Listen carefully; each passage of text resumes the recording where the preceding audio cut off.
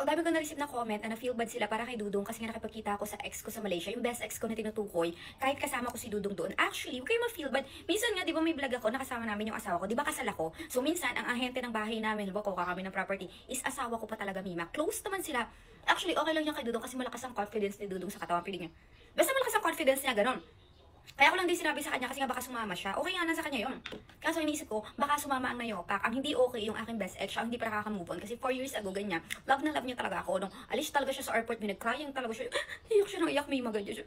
Ganyan. Tapos, ano siya, bibigyan na sana siya ng tissue ng mga flight attendant. Ganun yung assistant niya dun sa aeroplano. Talagang soft love niya ako until now, nagpapayaman siya kasi gusto nga niya akong mabawi. Feeling niya, pag mayaman na siya na bagay yung pipiliin ko, ganun yung system ng utak niya. So, ayoko lang siya masaktan kasi sobrang bait nga nun. Tsaka sa tutunay lang, si Dudong talaga ang nang-agaw that time.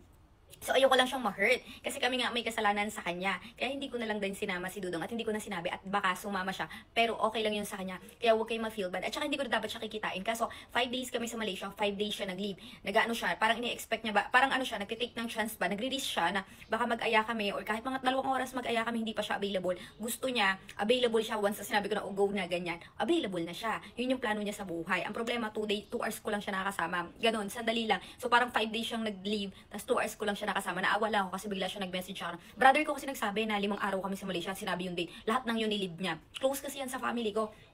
Tapos yun, nag-message siya sa akin. Hindi pa rin ako nakikipagkita kasi feeling ko nag-leave nga siya. Ngayon nag-message siya sa amin, tagal natin nagkikita, hindi ka ba talaga makikipagkita? Naawa naman ako, so binigyan ko ng 2 hours, ganyan. Kasi nakapag-leave na. Tapos yung mama niya, gusto rin talaga ako makita. Kaso nga biglaan nga, alam naman syempre, apurahin ko yung matanda. Pag sabi ko, oh go na.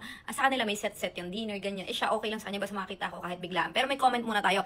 Ang sabi niya, ang lakas maka-glass skin, yung combination mo ng Mischung facial foam at serum. Ang lakas makakintab ng face. Walang foundation or any makeup yan. Just the kilay and lip tint lang po. Tapos may sinend siya na photo. Ito tinutukoy niya, Mischung foam. Instant glass skin siya kada banlaw mo. And itong serum natin, ito yung mga maintenance set. Ngayon, kailangan nyo ng sunblock. Sunblock is a must. Ngayon, pagka halimbawa dry skin kayo, dito kayo. Magmo-moist ang face nyo pag nag-spray kayo ng Mischung Glow Mist. Ngayon, pagka naman kayo ay oily na, huwag na kayo sa Glow Mist. Dito na kayo sa Mischung Sunblock Cream. Ito yung nasa Mischung Demi Rejuvenating Set. Bigger version ng sunblock cream. It's a must me. Ano to? SPF 50 na to. SPF 30 na to, ganyan. Oh, tama. SPF 30 to. So, ayun na nga, naawalan ko. Tapos nakita niya ako, paiyak na siya. Tapos, sinuswitch ko na lang yung feelings niya. Tapos, ginagawa ko na lang comedy, ganyan. Para hindi umiyak doon, nakakahiya. Ha? So, ayan. Thank you so much, Mima. Try nyo. Yan nakapagpakinis ng skin ko talaga. Yan talaga yung gamit ko. Yung mga Mischung product.